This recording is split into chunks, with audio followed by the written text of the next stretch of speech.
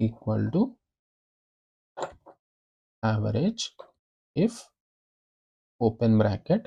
So మనకి range మనము already ఇందాక సిటీ త్రూ చేయాలనుకుంటున్నాం కాబట్టి ఈ సిటీ మొత్తం సెలెక్ట్ చేసుకోవాలి. ఈ సిటీ రో సెలెక్ట్ చేసుకొని కాలం మొత్తం సెలెక్ట్ చేసుకొని కామా క్రైటీరియా.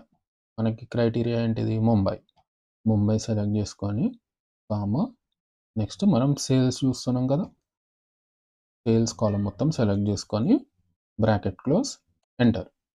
సో ముంబైలో 92.143 యావరేజ్ సేల్స్ అయితే మనకు రావడం జరిగింది. నెక్స్ట్ కేరళలో కూడా మనకి 82. నెక్స్ట్ ఢిల్లీలో కూడా 89. సేమ్ ఇప్పుడు ఈ పర్సన్ యొక్క యావరేజ్